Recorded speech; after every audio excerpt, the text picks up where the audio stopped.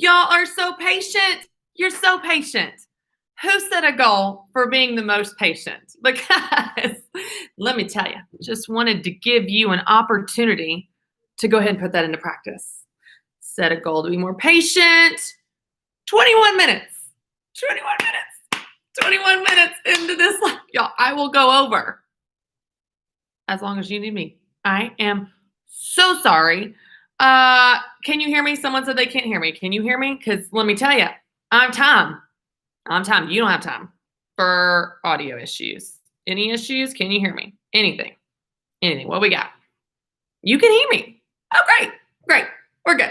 Confirm. If you can't hear me, I don't know. I'm going to hope it's you because I've had 75 people in here trying to fix this problem. And literally, it was one of those things where we would fix one thing and then a new thing would come up and then a computer died and then the camera wasn't. It doesn't matter. We're starting over. New year, fresh start to our workshop. Let's just start over. Hey, y'all. Welcome to this free workshop. It is all about setting goals. Happy New Year. I am so excited to hang out with you guys. If you know me, you know that goals are one of my favorite things to talk about in the entire world. Now, you had a good long 20 minutes to go ahead and download your worksheet. So I'm sure you've got it handy. But in case you don't, this is our goal setting workshop. I'm so sorry, it's backwards. Goal setting workshop where we are going to walk through several different exercises so that you walk away from this workshop with specific goals for you in multiple areas of your life. Are you tracking with me? Are you tracking? I'm so excited for you. Okay, this is going to be fun. Now, let's start before we even dive in to setting goals for 21. We're going to take a minute, okay? If you've got your worksheet, you're following along with me. We're going to start by reflecting on last year. Okay, so if you've got your worksheet, this is the first blank. I want you to reflect on last year. Okay, so let's go through a few different categories. And I'm not going to spend a ton of time on this because I want to spend a good amount of time on looking ahead to 2021, walking you through different categories to think about. So this, Cynthia, this is just a worksheet that you should have gotten when you registered. We're going to go through the planner as well. In fact, Christina, if you could bring me one of those, we should have one of those in here, but I'm not sure where it is. And you're going to use your planner, your Christy Wright goal planner. So we're going to walk through that as well. But this is just kind of takes a minute to back up and reflect on last year before we dive into this next year. So here's what I want you to think about. Thank you. Here's what I want you to think about first. We're going to reflect on last year. I want you to think about several different categories. Number one, what are 3 things that you are grateful for from last year? Now, I know, listen. Last year was less than ideal. I hear you. I totally get it. However, there are still things to be grateful for. There are still things for you to be thankful for you to be, when you look back, you want to start this year with the right posture of heart. I don't want you to start this year mad, irritated, trying to escape last year. I want us to have the right posture and the right perspective as we plan this year. And I think that starts from looking at what you're grateful for. So go ahead and share them in the chat. What are some things you're grateful for? What are some things that you're grateful for from last year? I would love to know. Loved working from home, Arlie says. That's awesome. Your family's health from Cynthia. You guys keep them coming. What are some things that you're thankful for from last year? Another category. Oh, Alex got married. Congratulations. That's awesome. Oh, you and me, Homestead. I had my son in November. Congratulations. Oh, that's amazing. Look, see clarity. New puppy, lots of growth, slowing down, good health. Oh, just keep them rolling. I became debt-free. Lori, congratulations. That's amazing. Keep them coming. Keep them coming. I love it. I love this exercise because it gives us an opportunity to not approach next year as this thing we're going to escape, or last year from this thing we're going to escape from, where it's like, oh, it's so terrible. If we look at last year and we look for things to be disappointed about, mad about, frustrated about, we'll find them. We'll find them. But if you look for things to be grateful for, you'll find those too. You will always find what you're looking for. And so I want to help you look back and reflect on last year and look for things to be grateful for, write those down. I also want you to look for things to be proud of. If you're tracking in the worksheet here, we're just going to do a quick reflection time before we dive into setting goals for this year. What are some things that you're proud of? What are some wins, some successes, some things that you are like, yeah, I totally rocked that, or I got that right, or that was awesome, or this was a surprise, something that I didn't see coming. So think about what are those things that you're really proud of? And I want you to write those down. What are 3 things you're really proud of from last year? Go ahead and share them in the chat too. While y'all are sharing things, go ahead and share them in the chat. I love seeing these examples. I'll tell you, for me, one of the things that I am proud of in our family is something that we kind of figured out some things that my son Conley needed. Got through chili season, survived home ownership, refinanced house, started a new job. Awesome. Got master bedroom, bathroom, closet cleared of clutter. Oh, that is a good feeling. I feel you there. Homeschool, Melissa. Yes. FCMT certification. That's amazing. That's amazing. Oh, you guys keep them coming. This is awesome. See, here's what's so cool. If you look for things to be grateful for, if you look for things to be proud of, you will find them. You will always find what you're looking for. And so I want to make sure that we approach this year with this posture of gratitude and looking for the right things. Because here's what's interesting. Even if you plan the greatest year in the world, but you look for what went wrong, you'll find that this year. But we're going to look for what's going to go right. And we're going to approach it from that perspective. Now, this is going to be really fun because as we think about this and we come from this perspective, it's going to inform how we set goals. So when you think about what you're grateful for and what you're proud of, it's going to inform the goals that you set this year. Another thing you think about as we reflect, what are 3 things that you learned? 3 things that you learned in 2020. Probably learned something. We learned how little control we have, right? We learned how good it can feel to slow down. Man, that felt good, right? So what are some things that you learned? I learned how simple things can be so rewarding, like a walk around the park. I don't have to always take my kids to something so extravagant and, some big, elaborate Pinterest play date ordeal. We can just be silly in the yard. You know what I mean? It can be really simple, really simple. April, I learned I'm not organized. Learned how to adapt, learned patience, learned how to set boundaries. I love that. This is really helpful because here's what's interesting. If we don't take time to reflect on last year, then we might be at risk of making similar mistakes this year or having a bad attitude or any number of things. And so I think that's why this is really powerful to reflect and think about. Now let's go ahead and start talking about this moment that we're in, right? So you had last year that was not what you saw coming, not what any of us saw coming. And you did get something in March and April, may still be experiencing it, but you got this gift that you did not expect, none of us expected. And that is where you got a blank slate. Unless you're an essential worker, your calendar was cleared for a minute, maybe a couple weeks, maybe 6 weeks. It's probably still far less than it was. And what's interesting about this blank slate that you got is it was an opportunity for you to rethink how you live your life and what you want in your life. And here we are in January, and while the world has not gone back to normal, I totally know that. And there are still challenges. If you're an essential worker, if you have homeschool kids, there are still real challenges. What's interesting, though, is that the perspective that you gained back then, and might still be kind of learning and experiencing, can inform how you approach your year. How you approach your year. What goals you set. What priorities you focus on. What things you put in your life. And what things you cut out of your life. Because I want to share something with you. And this is really the kind of why behind why I want to do this today with you guys, why I want to help you set goals.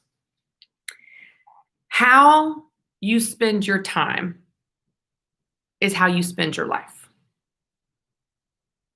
That's it. Your life is made up of how you spend your time. So when you look at your calendar or you look at your to-do list or you reflect on last week and you think about, oh my gosh, I spend all my time running errands and in the car. I spend all my time scrolling my phone, or I spend all my time going to do these things I don't care about, or going to a job I hate. When you look back on your last year or even last week and you start to look at your schedule, you look at it with a different lens when you realize this is my life.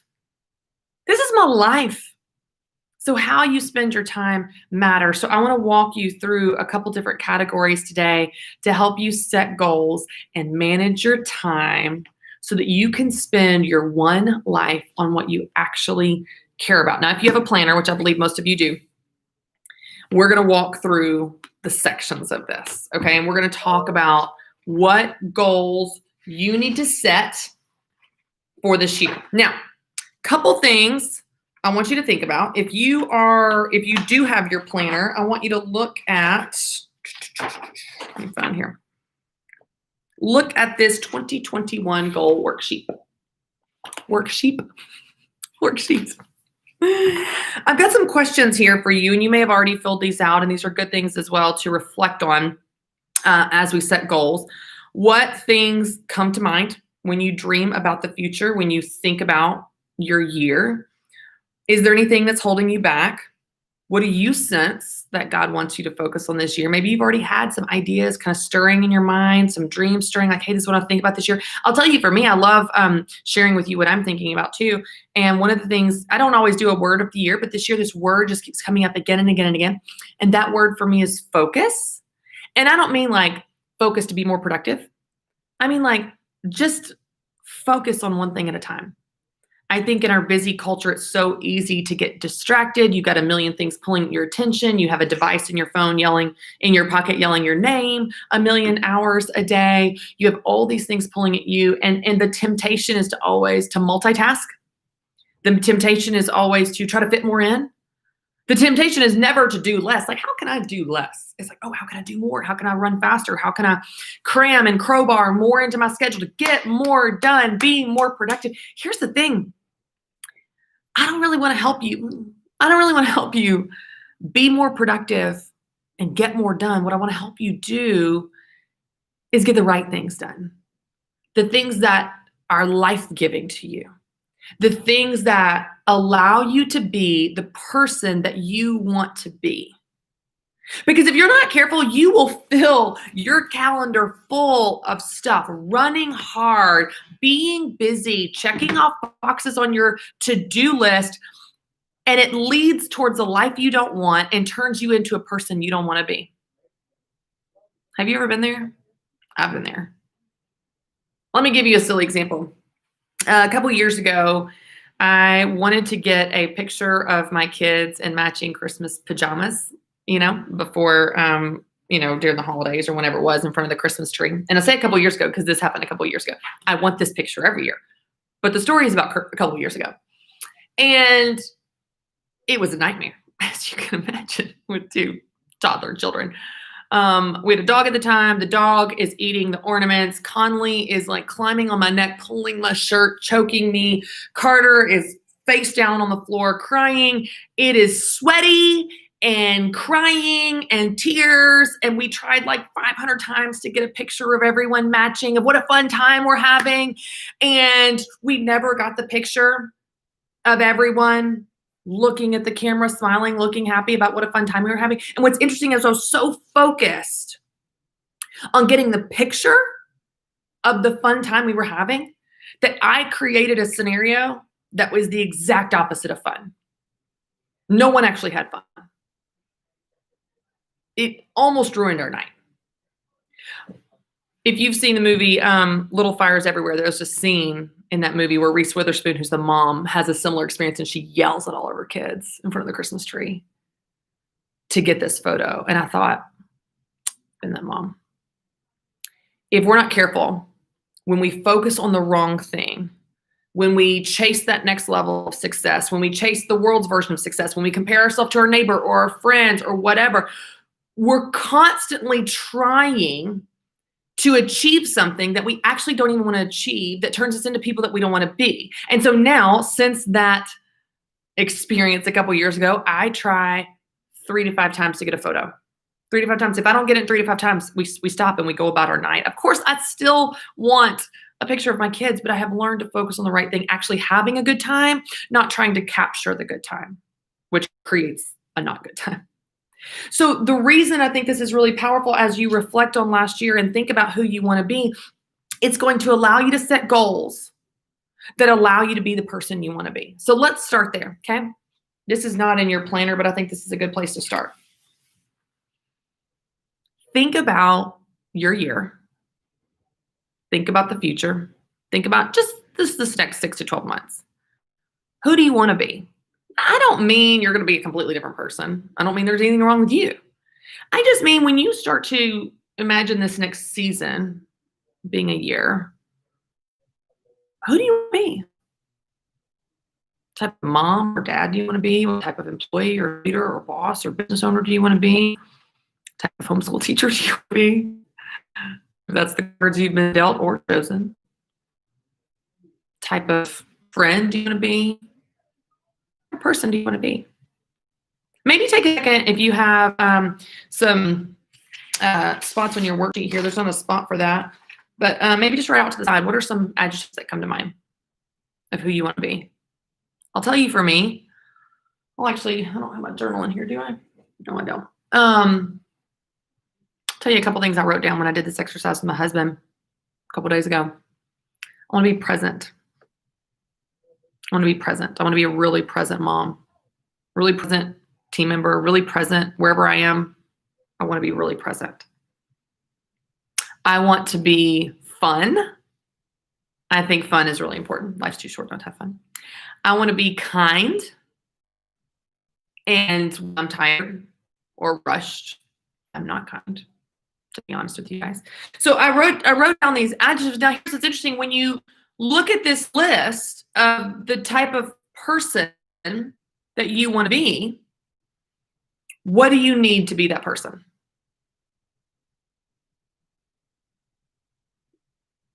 Looks like some people can see me, some can't. I don't know what's going on. Tyler or Christina, if y'all want to check on that for me. Okay, good. What do you need in order to be the person you want to be? If I'm going to be fun or I'm going to be kind, I need rest. If I'm going to be present, I need margin. I can't have 50 things yelling at me and be present. I'm going to get distracted and have my attention divided in a million places. So if I'm going to be present, I need margin. If I'm going to be fun, I need rest. What do you need? What do you need to be the person you want to be? When you start to cast a vision for your future, cast a vision for who you want to be and zoom out the day-to-day grind of your life and your tasks, your to-do list and your responsibility, you back out and say, like, what kind of person do I want to be? I don't want to be the mom screaming at her kids in front of them. I want to be the fun mom that's actually enjoying her children, not trying to force them into a Pinterest, Instagram-worthy photo. I want to take a real photo. I want to have real fun. So what do you need to be the person that you want to be? Write down some of those words. Rest, margin. You'll start to see insight. Some of you, if exercise is really important to you, I need time alone. I need exercise in order to feel like myself. I need a quiet space if I'm ever going to work on my business. If I'm going to write, I need to be alone. I can't write when I'm around other people. What do you need to be the person that you want to be? So as you're writing down these different lists, so here's what I like to do, and what's interesting is in other cultures and other countries, especially the Middle East, when they're approaching a problem, they tend to circle the problem multiple times to look at it through all angles before they make a decision. Here in the United States, we just come at it. Like, if this is the problem, we're just like line drive into the problem. We're like, oh, this is the angle, and we just attack it. And sometimes we're right and sometimes we're not because we didn't see any of those other angles. So I like to circle things with you guys.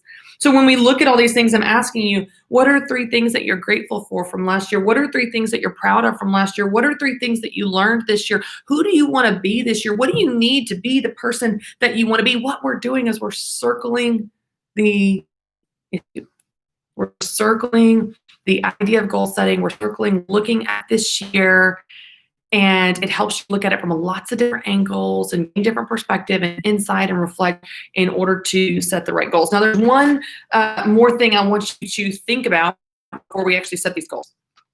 I want you to think about this. This is where, if you're tracking in your worksheet, if you have a worksheet that we're going along with, and you don't have to do it. We're going to get into the goal planner here in a second, but we've got a worksheet that was just free for this workshop for you guys.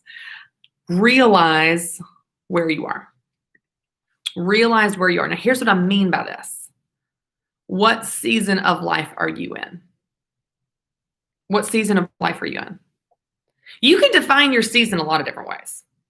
You can define it by your relationships. You can define it by your health. You can define it by your work. You can define it by your mood. You can define it by anything. But what's interesting is when you begin to realize the season that you're in, it helps you set goals that are relevant, current, and appropriate for that season. Let me give you an example. I'm in a season of little kids, okay? Little bitty kids. I have 3 kids under the age of 6. What that means is my house is never clean. Ever. And all I do is clean. Miraculously, it's still never clean. Dude, if I'm not careful, I look around at my house that's a mess, and I draw conclusions about my identity from this situation. I go, oh my gosh, my house is a mess. I'm a mess. And I am not a mess. My house is a mess because I'm in a season of little kids who make a mess, but I am not a season. You are not the season you are in. You are not in a season of laziness because you had to give up on your business dream. You just are in a season of focusing on something else. You're not in a season of not being ambitious. You're not unambitious because you had to pause your health goals because you had an injury or sickness. You're in a season of taking care of your body and recovery. So what's interesting is if we're not careful, we will have these things that happen in different seasons of life, and we draw conclusions about our identity. I'm lazy, I'm a failure, I'm a mess. And that's not true at all. That's actually not accurate or helpful. But what is helpful is to realize the season that you're in so that you can give yourself grace for it and set goals and priorities that are appropriate for it. So if you are in a season of, some of you guys said, Bonnie, getting ready for retirement. Someone else said, empty nester. This might be a season, might be. I'm not going to speak for you because I don't know what it is for you, but it might be a season where for the first time in a long time, you ask yourself what you want and you don't consider anyone else. You've always considered your kids, what they want, what they need, put everybody first. Maybe for the first time, you're going, maybe now this is the season where I get to dream about starting a side business, or this is the season where I travel all over the country in an RV. I think campgrounds are open. I don't know. This is a season where you get to look at things differently. See, I think what we tend to think priorities is this set it and forget it thing. You said it one time. Here's my priorities. God, others, self, in that order. That's a great Sunday school answer, but y'all, that's not practical for real lifetime management or goal setting. You have fixed priorities that might look like that, but you also have flexible priorities. In any given season of life, even in a given week, even in a given day, your priorities are going to ebb and flow and shift and change depending on what's important to you at that time. So when you realize where you are, when you realize the season of life that you're in, then it's going to allow you to set goals and priorities that reflect that. So I'll tell you, I have set goals around the cleanliness of my house that reflect the season I'm in. It's not going to be as clean as it is when they go off to college. Will they ever go off to college? It's not going to look like that standard I had before I had kids. I realize the season I'm in, I know what I need to do to get it clean enough that can make me feel sane and okay. And that's okay. What season are you in with your family, with your work, with your business, with your health? When you begin to understand what season you're in, then it not only allows you to focus on what is most important to you right now in the season you're in, but also gives you grace and permission to let go of those things that are not important right now. There's all kinds of things I'd like to do sometime, y'all, but now's not the time for that. The time for what I'm focusing on right now depends on the season that I'm in. The season that you're in will determine what's important to you, most likely. The season that you're in will inform what's most important to you. Another couple things that you can think about as you're kind of assessing this differently next year. This might come from your lesson learned. It might just be like, hey, last year I was in a season of this, and this year I want to do this differently. I'll give you an example. I'll give you a really practical example. Last year, I kind of took my foot off the gas with social media. I, in the past, have been doing Instagram lives and Facebook lives. I love to show real life behind the scenes and show funny things as they happen. Weird things happen to me all the time. So I share those and bring people along with me. I just love to show that. I love to be in regular conversation with, my fans and followers and that type of thing on Instagram and Facebook. And last year I just didn't. Funny things would happen and I didn't share them. And I wasn't as engaging. I didn't respond to comments. I was in a season, and that's okay. So I did. People noticed, they commented, and I was okay with it. I was like, yeah, I did that actually intentionally. This year, something I'd like to do differently as you're following along in this worksheet, something I'd like to do different is I'd like to show up more. I'm kind of like, I'm ready to re-engage and share some funny stuff and share real life. And last night I went live on Instagram just out of the blue with greasy hair and showed how my calendar. And that's something I want to do different next year. So what does that look like for you? What's something you want to do different next year as you might be switching seasons? Maybe your kids are going back to school. Maybe there's something changing in your life. Maybe you're working from home and working back in the office. As things shift in your world, it's time to understand the season you're in and to reassess your priorities so that you can adapt to what's most important to you at any given time. What's most important. I tell people all the time, life balance is not doing everything for an equal amount of time. It's doing the right things at the right time. So what are the right things for you right now? If it's not right for you, not right now, it doesn't mean it's not right forever. What's right for you right now? Life balance is not doing everything for an equal amount of time. It's about doing the right thing at the right time. I saw your comment, Yesenia. That's so awesome. Oh, that's so good, Judy. I mean, not good for getting replacement surgery, but it's so good that you're taking time. That's right. You're taking time to recover and focus on your health, which is awesome. And lastly, what things are most important to you right now? In this season, everything's not important to you right now. I know lots of things are important to you in the grand scheme of life, but right now, what are you like, man, I really want to focus on my kids. I really want to focus on my health. In Judy's example, I really want to focus on my health. Judy might love a lot of things, but in this season with getting her hip replaced, it's going to be focusing on her health. What about you? What things are really, really important to you right now? Zahamara, finding my church home. Andrea, I hear you. We all try to do it all. Melissa, starting my business. Andrea, focusing on my marriage, my health. Lawana, my health and get out of debt, getting organized, spiritual growth. I want you to write those down. If you're following along in the worksheet, what things are most important to you right now? What things are most important to you right now in this season of life? All right.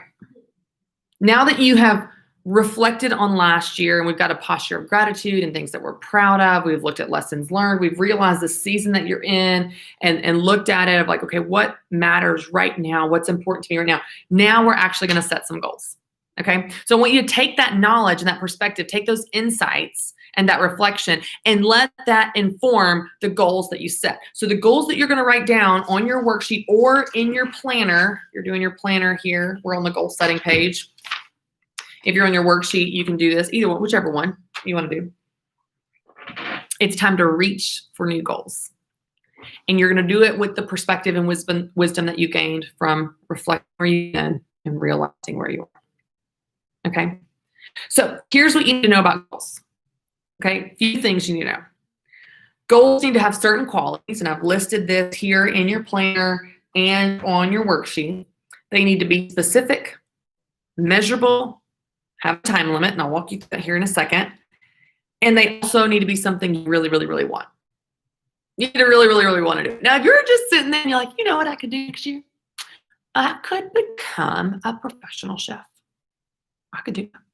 I mean, I've always made some pretty good mac and cheese. Ramen noodles, pretty good ramen. I could do that. I could become.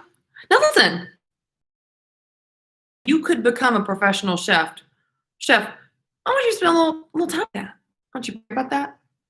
Ask your spouse, your kids. Let that simmer, if you will, for a bit before you go signing up for cooking classes. Or maybe take one cooking class. Don't sign up for chef school. Because here's what's the problem. If you are a creative person, especially those of you guys that have a million ideas, you got a million ideas a day of what you can do, and you write them all down as goals.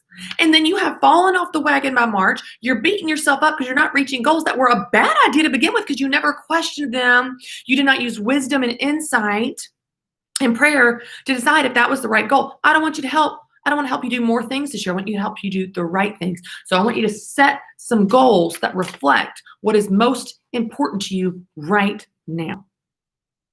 Okay? Not just what could I do? What is a goal that is a reflection of where you've been, where you are, and where you want to go? Here's where I've been in 2020. Here's the reality of where I am today. And here's where I want to go in 2021. With that wisdom and perspective of reflecting, realizing, and reaching, you're going to set some goals that reflect that. You're going to set some goals that reflect that. And your goals should have these qualities. I'll walk you through a couple examples, and I'll do this real time with you. So if you want to put some of your goals in here, I'll give you feedback on them. So just put your goals in the comments. They should be specific. You know what you're going to do exactly. It needs to be measurable. How are you going to know if you've achieved it or not? What metric of success are you measuring here? It needs to have a time limit. What is the time limit? When are you going to do it by? So you either hit it or you don't. And you need to really want it. So maybe write down why you want to do it. Why does it matter to you? Why is it important? Why are you willing to sacrifice for this goal? Because goals take sacrifice. Anything new is hard because it's new. It's different. It requires change. And this is a silly one, but I wouldn't even say it's a goal. It's more of a boundary or habit this year, is I want to go to bed earlier. So I set a bedtime. Set a bedtime of 9:30. I head upstairs at 9:30. I'm asleep by 10. Then I can read a little bit, take my contacts out, all that kind of stuff. That's hard. Because at 9:30, if Matt and I are watching a show or hanging out or I'm folding more laundry, it's so tempting to keep going because I'm doing something. But if I want one of my habits to be to go to bed earlier, to be able to wake up earlier, to be more rested, then I need to sacrifice something in order to reach that goal or practice that habit. So what does that look like for you? Why do you want it?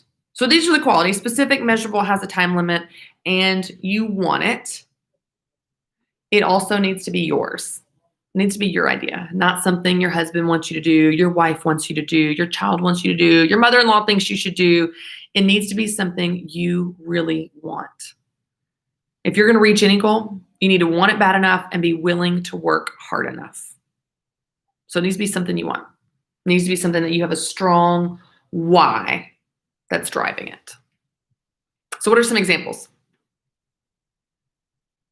Oh, I want to concentrate on my health by doing 2 stretching classes a week. Cool. Angie, pay off credit cards. Susan, lose at least 20 pounds. I love that. Small changes, quick wins, for sure. Get out of debt. Heather has a goal weight. I love it. Not giving up. Become a profitable business owner as a home inspector. Awesome. These are all very specific. I love it. Read the Bible in a year. You know how long the Bible is. You know how long the year is. You can do it. I love that. Read my Bible every day. These are good. These are so great. So they should be specific, measurable, have a time limit, and be yours. Be something you really, really, really want. Now, here's what's really important. Okay? Here's what's really important. After you write down your goals, okay, either here in your planner or on your worksheet, after you write down some of your goals, here's what I want you to do. I want you to look back at what you wrote on the sidebar in the beginning here and see, does that lead you to be the person you said you wanted to be? Does that lead you to be the person that you said you wanted to be? I'll give you an example. One of the things that I put on my qualities of something I want to be this year is I put wise. And what I meant by that is actually biblical wisdom. Like I want to really dig into scripture more. I want to have more wisdom for everything in my life. So if I set a goal to, as somebody put a goal here, read the Bible in a year, that definitely would lead me toward being who I want to be, which is wise. But let's say the opposite. Let's say that you set a goal to spend more time with your family, to take your spouse on a date and spend at least, one full weekend day with your kids. If you set that goal, but then you also set a goal to grow your business in some crazy fashion that's going to take you away from your family, well, these two things work against each other. So I want you to look at your goals and then look at this list of who you want to be and see, do these goals lead me to be the person that I want to be? Or do they lead me away from it? Do these goals create the life I want to lead? Or do they take me away from it? Hold this against that filter or litmus test as you visualize your year and you visualize who you want to be and what's most important to you. Do these goals reflect that? Do these goals reflect that? You guys have some good ones.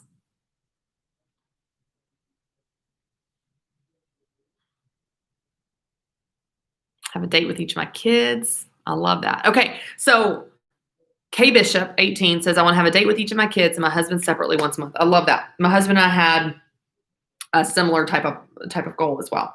I'm going to give you some more notes here, and then we're going to dive into, we're moving forward in the planner here. Okay, so if you're in your worksheet, here's what we're kind of moving on. We're going to breeze past this and then get into the planner. You're going to create a plan to get there. Goals are just ideas until you put action to them. Okay, you need an actual plan to reach that goal. Because if you just wrote down those goals on a piece of paper on your planner here in the chat, but you don't actually put it into practice, it's just an idea. It's a wish. It's a pipe dream. It's not going to happen. It's going to be one of those things you look back like, oh yeah, I set a goal, but never did it. Set a goal to read a Bible in a year. Never did it. Set a goal to take care of myself after hip surgery, but then I just got right back to work. You have to actually create a plan if those goals are going to happen. So I'm going to give you some words for your fill in the blank here if you're tracking with me. What you want to do is you want to back out of your goal and break that goal down into smaller monthly or weekly goals. Some of you have already done that. You said, I want to do XYZ per day. I want to do this every week. I want to do this every month. Some of you have already done that by the nature of how you wrote your goal, which is totally fine. But if you have not, if you said, I want to read the Bible in a year, well, how many books of the Bible are there? How many pages in the Bible? Break that down. You can download a Bible reading, plan. How many do you need to read per month? How many do you need to read per week? How many do you need to read per day? If you want to lose 20 pounds by X date, I can't remember what the date was, break that down. How many weeks do you have? How many pounds per week? Break it down. Break down whatever that bigger goal is, whether it's reading the Bible, growing your business revenue, losing the weight, whatever it is, break that down into monthly and weekly smaller milestones that you need to hit to reach that goal, to cross that finish line. So you're going to break that down. You're going to back out of your goal and break it down into smaller monthly and weekly goals. And now here's the kicker. And I want you to actually do this with me. Okay. We're going to do this in real time. So you're going to walk away from this workshop with this actually done. Block time on your calendar to work toward your goals. Block time on your calendar to work towards your goals. That's where your planner comes in. You've got your planner. Most of you have your planner. We're in January. Here we go. So you open up your January calendar. You've got some content in here for you guys that you can do another time. You've got some worksheets, journal questions, that type of thing. So if you look at your planner, if you have your planner with me, okay, over here to the side, it says, I know it's backwards. I'm so sorry. My goals. It says, reflect on the goals you set, right? What do you need to do this month to work toward them? So, Bible in a year. I use that because it's such an easy example. How many pages of the Bible do you need to read in the month of January? Oh, it's not backwards. Great. It's just backwards for me. Fantastic. How many pages of the Bible, books of the Bible, do you need to read in the month of January in order to reach that goal? Write it here to the side. This is where that goal is. This is a reminder for you. How you pull your goals that you set at the beginning of the year now throughout the year. And if you'll notice, every single month has this. Every month. Let's look at October just for a fun practice here. I just picked October just for the fun of it. Oh, October. My goals. Remember those goals you revisit in August? Because I do ask you to revisit a couple times throughout the year because seasons change, right? What do you need to do this month to work toward them? Right? So what do you need to do in the month of January to work towards that? Write it out to the side. Really do it. Really do it. This is not just a fun listen to me talk. I really want you to do it while we're doing this together here. So, outside. How much weight you want to lose, how many miles you want to run, how much revenue you want to earn in January in your business, how you want to improve your relationships, how you want to grow in your faith. Hold back here so I'm not so. Write it down right here. Okay. Now, after you do that, and let's just show you what it says in case you don't have a plan. Now, let's look at your weekly schedule. What must you accomplish each to hit your goals for the month? Use the next pages to stay on track. Okay, so that's where you open it up. And that week has already happened. That was the December 28th through January 3rd. So let's just go to the next one because here's where we are. It's Monday. Monday today.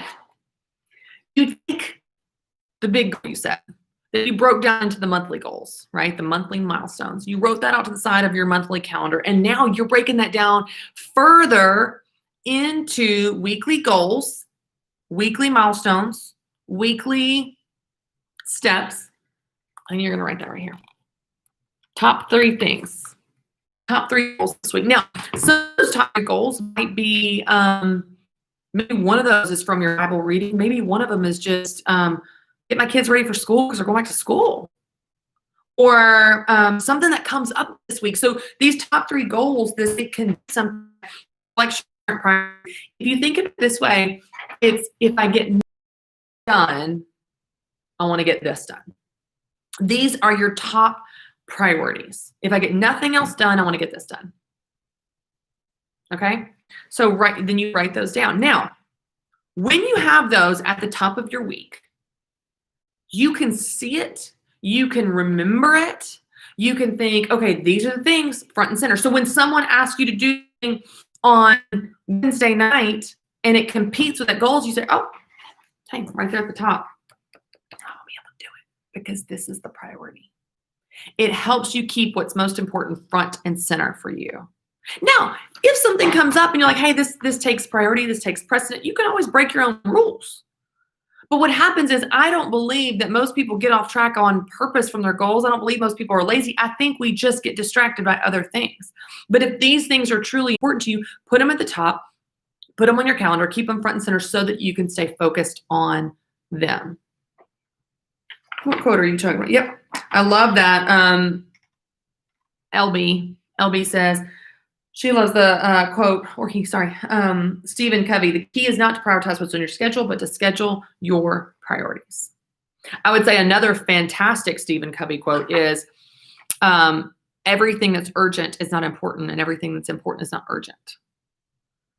Know the difference. I can't remember how he says it, but know the difference between urgent and important.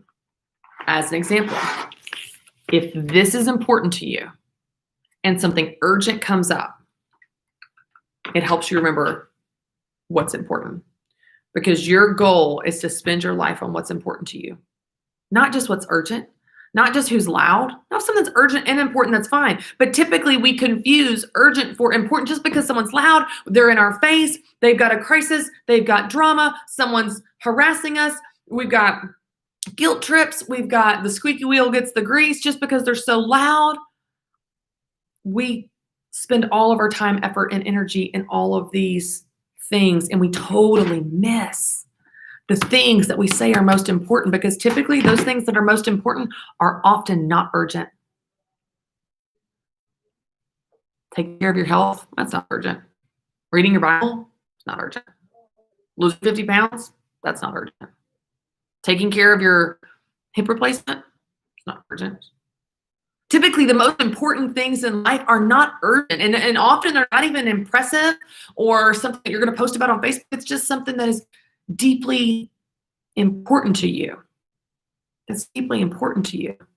So when you look at this, think about what does a weekly milestone look like to hit your monthly goal, to hit your monthly milestone, to hit your bigger goal that you set. Now, the last step as you are working on this plan to get to your goals is you actually on your calendar. So where to go?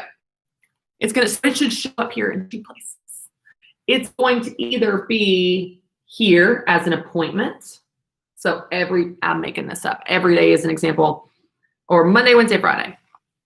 Monday, Wednesday, Friday, 5 a.m. workout. That's leading towards the weight loss goal. Or every Monday, Wednesday, Friday, 5 a.m. quiet time. We're going to do the Bible reading in a plan.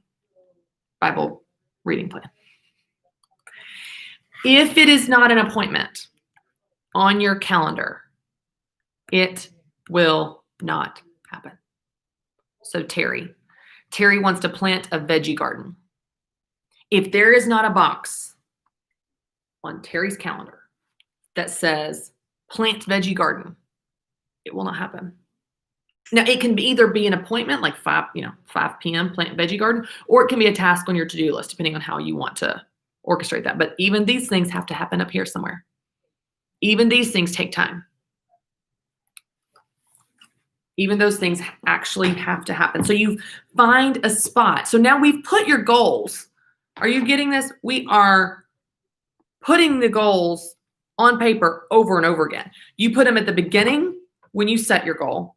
You put them on the sidebar of your month. You put them at the top of your week, and then you're putting them on your daily calendar as an appointment or a task on your to-do list. And then it's much more likely to actually happen. I've got some questions about the dream part. I'll get to that in just a second, y'all. So you've put it in 1, 2, 4 locations. Your goal is written in some capacity in 4 locations. Research shows that if you write down your goal one time, you are 47% more likely to achieve it just because you wrote it down. You wrote it down 4 times. You ought to be reaching these goals, because here's the thing. You're showing yourself how you're going to do it.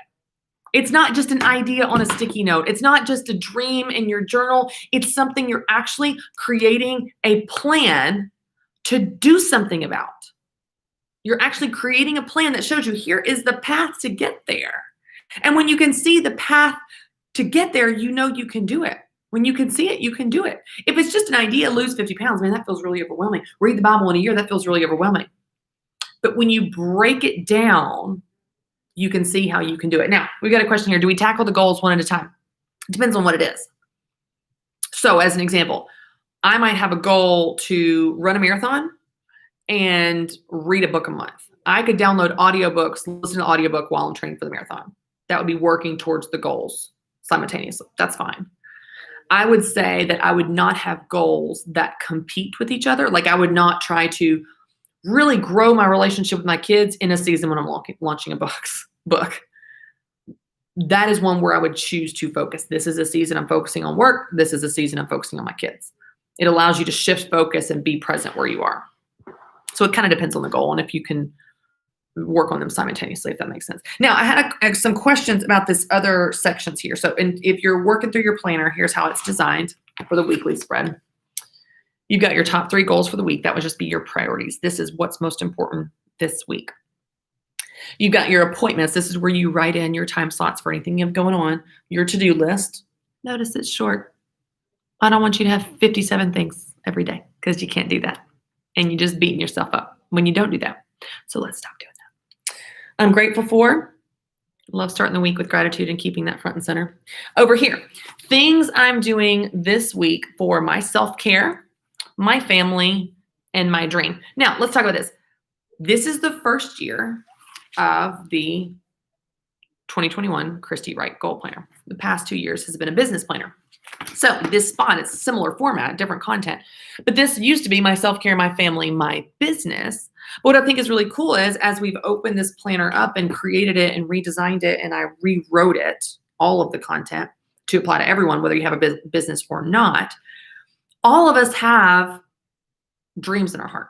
It might not turn into a business. It might just be a dream to go back to school, a dream to become a chef, a dream to just do something big, something creative, something someday. It doesn't have to be something as specific as this is a tangible goal I'm going to work on today, but it's just maybe a dream in your heart. Maybe it's just something that there's something that I have that I'm not ready to say out loud yet. That feels too vulnerable. I'm not ready for that. But I feel like God gave me a dream for something, really years ago, but I said it out loud for the first time, maybe 6 months ago. And I don't know, it reminds me of what that is, and it will remind you what that is. And so you can put anything that in that category. It can be a business, a side business. Maybe, you want to be in a leadership position at your company. Maybe you want to start a nonprofit. Maybe you want to, it's a little bit further out and fuzzier than your goals. You got your goals, the goals that you know you want to achieve. You've written them down, you're working on them, they're tactical, they're on your calendar. This is something that you're not quite ready to turn into a goal yet. You're just kind of maybe still dreaming about it. But it's going to keep you reminded of what that dream is, and it can look different for everyone. What do you include in self-care? So self-care, this is a great question. Self-care is anything that fills you up. It doesn't drain you. It does not have to be selfish. It doesn't have to be a pedicure. It doesn't have to be, you don't even have to spend money. Just something that fills you up. Something that fills me up is exercise. This morning I got up and went to the YMCA before work, and that filled me up.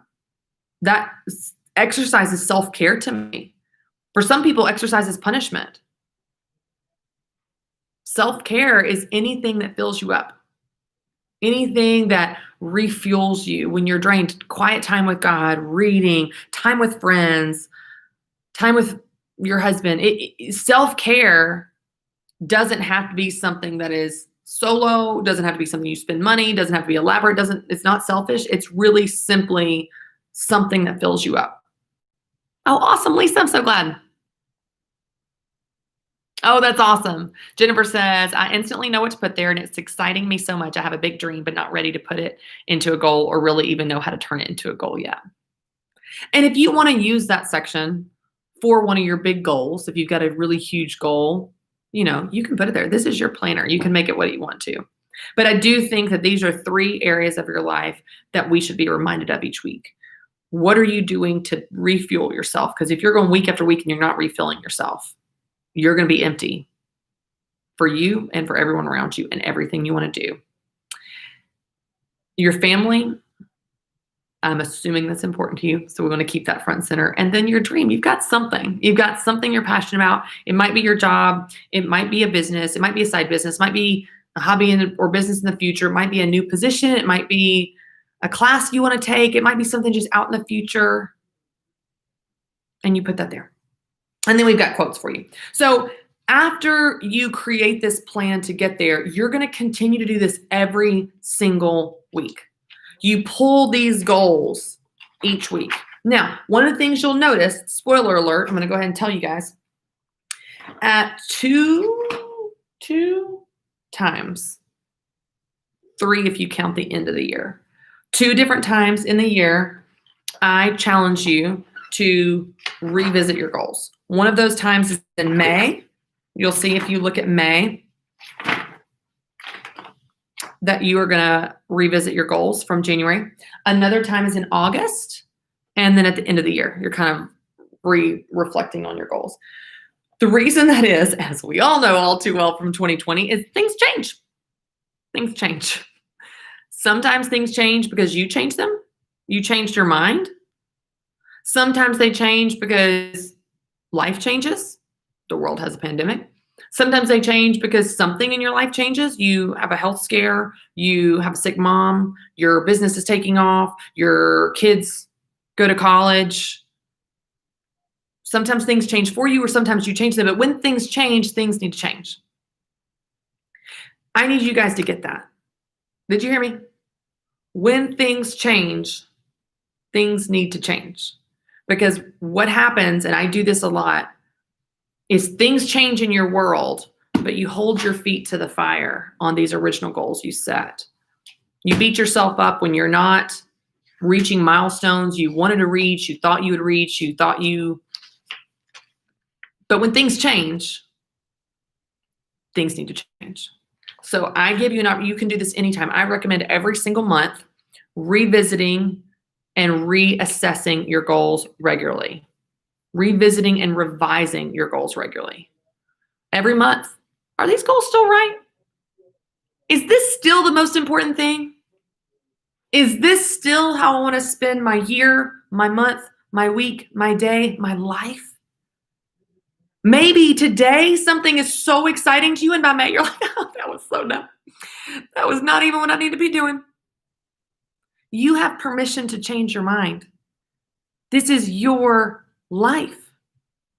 So when things change, whether it's a pandemic or a health scare or a new opportunity, or you just are in a different mood, or your priorities have shifted, give yourself permission and discernment and discipline to change things. When things change, they need to change. So I give you several opportunities in May, in August, and again at the end of the year to look back on those goals and go, are those still right? Is that still the most important thing? If so, cool, let's keep trucking. And if they're not, what needs to change? What goals need to be revised? What goals need to be maybe totally deleted, replaced? It gives you permission to adapt to the season that you're in. And I use kind of 3 seasons. You got kind of your spring season, your summer season, your fall season. Who I want to be in the summer is very different from who I want to be in the spring. In the spring, I am game on at work, January, New Year's goals, so excited to work with my team on project. By summer, I'm like, bye. I think I'm going to go to the lake a bit. In August, okay, kids, back to school, back to goals. There's an ebb and flow to our life. And so give yourself permission to be present in the season that you're in and set priorities and goals that reflect that reflect what's most important to you. Life balance isn't doing everything for an equal amount of time. That's not realistic or even desirable. Life balance is doing the right things at the right time. And what's most important is that you spend your one life on what's most important to you. But if you're going to do that, you need to know what that is. So what's most important to you right now? Set goals that reflect that. Put them on your calendar so that they will actually happen. And then revisit it. Revise it. Every month. Every week if you need to. Hey, is this still right? Am I still on the right track? In May, when the seasons kind of shift and you're going into summer mode, all right, what do I want to focus on this summer? Maybe I take a break from this rigorous schedule I had in the spring, and I'm gonna do something different this season. Then I'll check back in August, because guess what? It's your one life. You should end it on what's most important. If you get in this rhythm, and I really do think it's a rhythm, when you get in this rhythm of setting goals for your season regularly, and then resetting goals for that season, depending on what season you're in and how your life has changed and what has shifted or what's most important to you. I think that was really cool is you can be busy, you can have a lot going on, but you feel that sense of balance because you're no longer doing everything, you're doing the right things. You're doing the things that are most important to you at any given time. You're spending your one life on what's most important to you. And it doesn't matter if it doesn't look like your neighbors, and it doesn't matter if it doesn't match some standard of success that the world sets or the media sets or that influencer on Instagram sets. It matters because it's your version of success, because you're doing what is most important to you. So if someone else is spending their mornings training for a marathon, and you're spending your mornings reading your Bible, and you're spending your mornings recovering from hip surgery, all of those are right because they're what's most important to you. Life balance isn't doing everything for an equal amount of time. It's about doing the right things at the right time. It's about spending your one life on what is most important to you. You do that, I think you will feel that sense of balance. Now, listen, guys, you have an amazing tool. You have an amazing tool to help you walk you through this. The one thing that I would add that we have not talked about as much today is connect with your spouse. If you're married, connect with your family, with your kids. It's not just your life is shared with others. It's not just your time is shared with others. Your money is shared with others. So have a conversation with your family, have a conversation with your kids. If they're old enough to even speak into this, have a conversation with your spouse. Ask them what their goals are, what their year looks like to them, what they want to work toward, and you talk about it and you guys connect on this. I'm actually going to be talking about that a little bit on Instagram on Friday of how my husband and I walked through this recently. But have a conversation with your spouse. This is not the type of thing where I want you to steamroll everyone in your path to achieve your version of success, because that's not a good way to feel balanced or build relationships. But I do want you to know what's important to you so that you can connect with your spouse on it and hear from them as well. I think you guys are awesome. I'm so glad you're here. Thanks for showing up. I'm so sorry for the delays. Thanks for being patient with me. I'm so grateful. You should have your worksheet. You have your planner. As always, you can follow me on Instagram and on Facebook and connect with me. Let me know how your goals are going. I'd love to hear from you. And as I said, one of my goals is to be more present on social media. So I'd love to see you there and connect with you and give you feedback if you want it. And if not, just cheer you on, because I love helping you achieve what's most important to you. Hope you all have an awesome day and a great afternoon. Thank you guys so much for joining me. See y'all.